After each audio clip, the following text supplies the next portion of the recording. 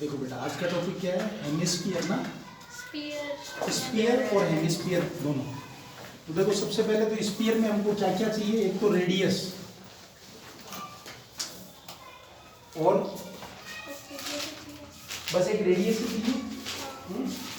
तो अगर कोई आपसे पूछे कि स्फीयर की हाइट क्या है तो क्या बोलोगे? डायमीटर।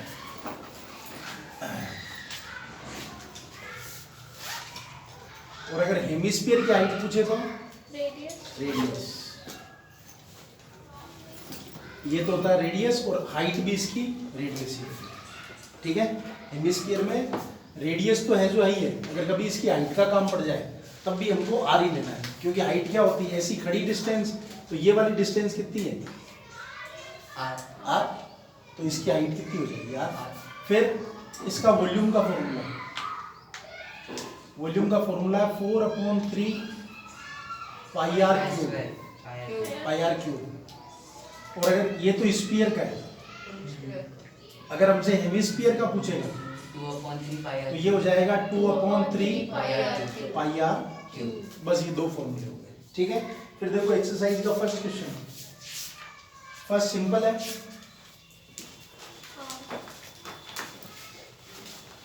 फर्स्ट में क्या करना है हमको, देखो R इज इक्वल टू दिया हुआ है 7 सेंटीमीटर। ठीक है, वॉल्यूम ऑफ स्फीयर निकालना है तो डायरेक्ट फॉर्मूला लगेगा। फिर सेकंड नंबर देखो, सेकंड में दिया हुआ है find the amount of water displaced by a solid spherical ball of diameter D दिया हुआ है, तो D is equal to 28 centimetre. तो इसमें R कितना हो जाएगा 14 सेंटीमीटर। ठीक है, अब इसमें हमसे डायरेक्ट नहीं पूछ रहा कि हमको वॉल्यूम निकालना है, तो हमको करना क्या है, कैपेसिटी निकालनी है। तो कैपेसिटी का मतलब क्या, वॉल्यूम। तो V is equal to formula क्या हो जाएगा 4/3 पाई आर क्यूब। तो आपके पास 4/3 है, पाई की वैल्यू है और R कितना दिया हुआ है 14। तो 14 × 14 इसको सोल्व करना है। ठीक है, फिर देखो क्वेश्चन नंबर थर्ड,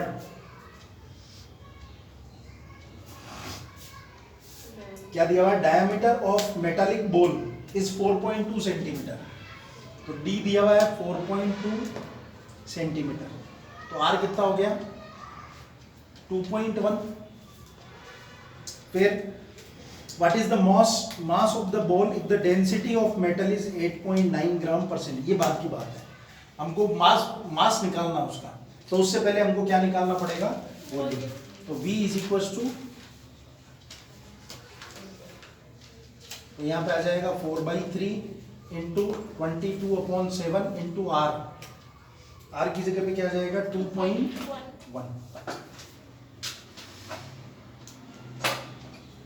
तो देखो 7 से ये कैंसिल 0.3, 3 से 0.3 कैंसिल 0.1, तो 22 से 0.1, 22 × 4 88 इंटू ये, तो 8.8 इंटू 2.1 इंटू 2.1, ये तो आ गया सेंटीमीटर क्यूब में वॉल्यूम। इसको अभी और सोल्व करना है, यहाँ पे एक वैल्यू आ जाएगी। फिर हमसे क्या पूछ रहा है कि उसका डेंसिटी कितना होगा।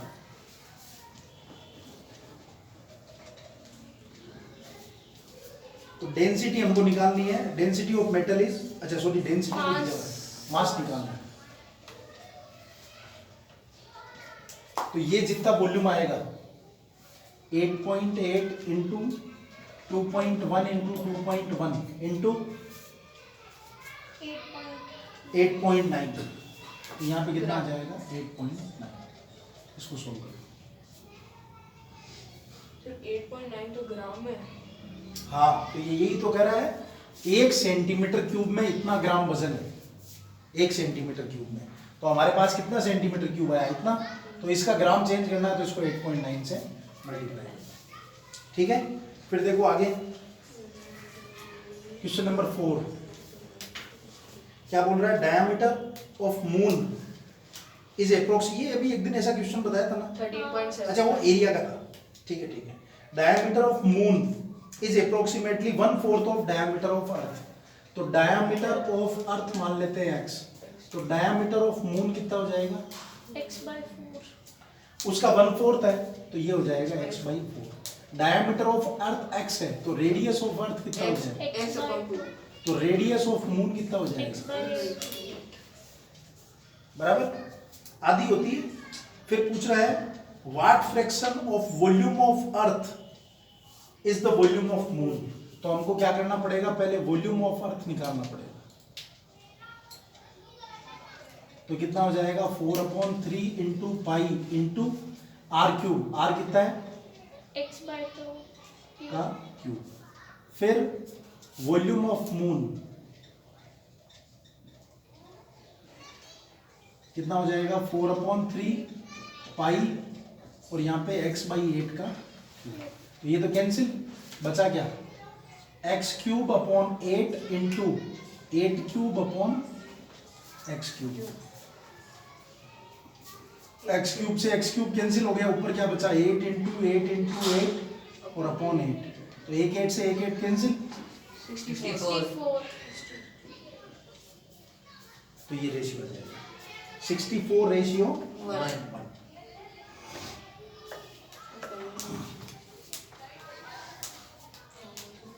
फिर देखो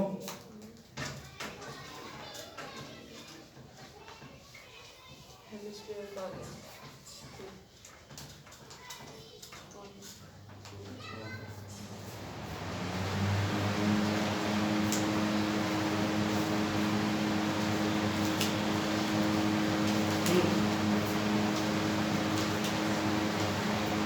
क्वेश्चन नंबर 5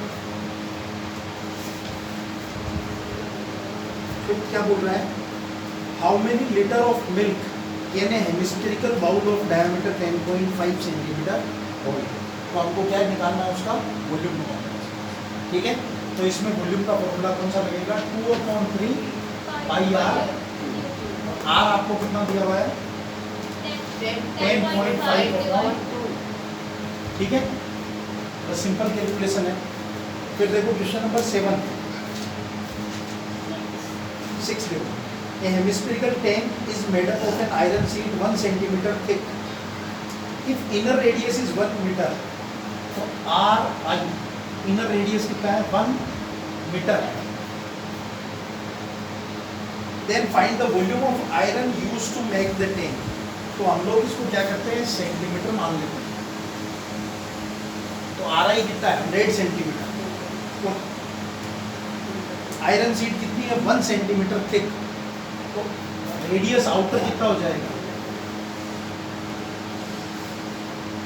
ये तो इनर रेडियस है। फिर 1 सेंटीमीटर की वो थिक चादर है तो आउटर रेडियस कितना हो जाएगा, जैसे ये है ऐसा सबका, तो लेके यहाँ से लेके यहाँ तक का 100 है, फिर ये थिकनेस कितनी है 1, तो आउटर का कितना हो गया 101 सेंटीमीटर। हमको क्या करना है इसमें वॉल्यूम ऑफ आयरन निकालना है। तो volume of iron is equal to हो जाएगा 2/3 आउटर वॉल्यूम या volume with radius 101 centimetre minus volume with R is equal to, ठीक है। और ये क्या है, इस हेमिस्फेरिकल है क्या, हाँ, यहाँ आ जाएगा 2/3 पाई आर, आर की जगह पे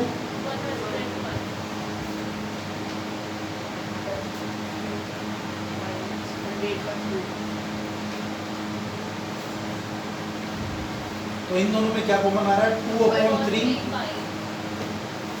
पीछे क्या बचा 101 का क्यूब माइनस 100 का,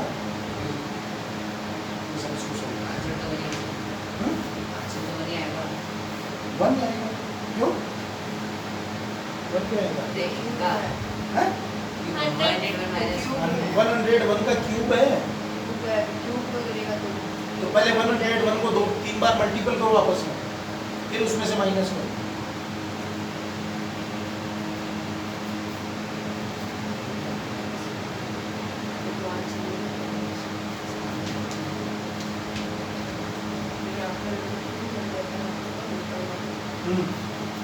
देखो क्वेश्चन नंबर 8 या इसको चलो करके देखो, सोल्व करके देखो, आंसर आ रहा है क्या? 6th वाला।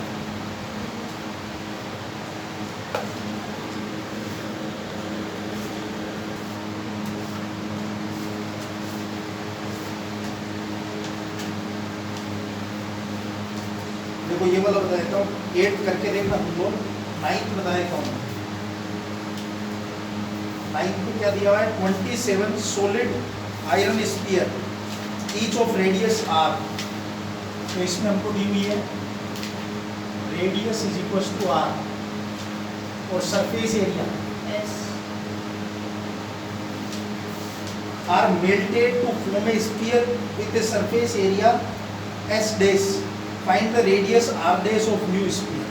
ठीक है, तो देखो सबसे पहले हमको क्या निकालना है? 27। तो volume of 27 solid iron sphere is equal to कितना हो जाएगा? 27 इंटू 4/3 पाई r क्यूब। 3 से कट गया तो कितना बचा? 9 4 जा 36 पाई r क्यूब। फिर अकॉर्डिंग टू क्वेश्चन उसने क्या बोला कि ये 27 सॉलिड आयरन को मिला करके एक नया बना लिया। तो इससे नया बनाया तो इसका मतलब नए वाले का वॉल्यूम क्या होगा? 4/3 पाई r डेश का क्यूब, क्योंकि उसने बोला r डेश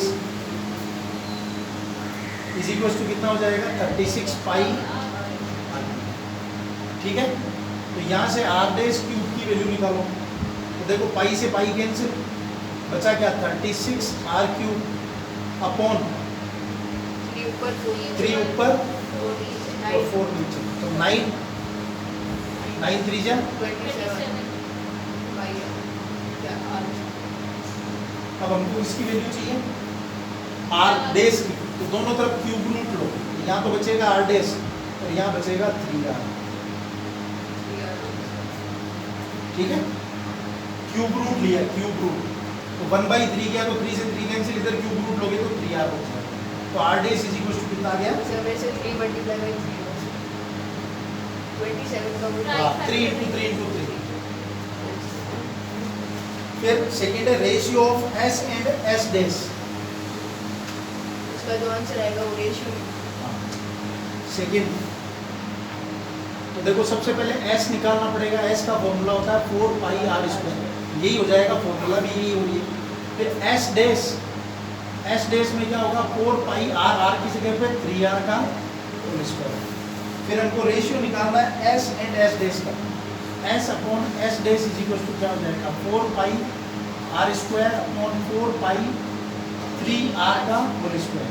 4 पाई से 4 पाई कैंसिल, ऊपर क्या बचा? r स्क्वायर और नीचे 9r स्क्वायर। r स्क्वायर से r स्क्वायर कैंसिल तो क्या बचा? 1/9। तो 1:9 इसका। ठीक है, फिर देखो लास्ट क्वेश्चन नंबर 10 क्या दिया है? Capsule of medicine is in the shape of sphere of diameter. आ गया सर उसका आंसर। आ गया?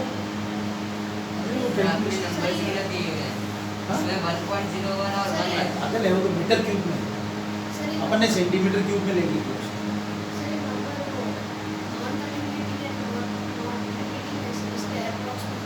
हाँ, थोड़ा बहुत अप्रोच में।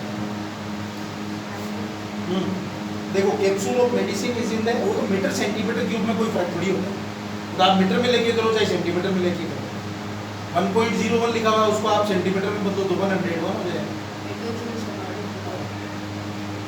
The capsule of medicine is in the shape of sphere of diameter 3.5 mm. Radius तो d is equal to कितना दिया हुआ है? 3.5।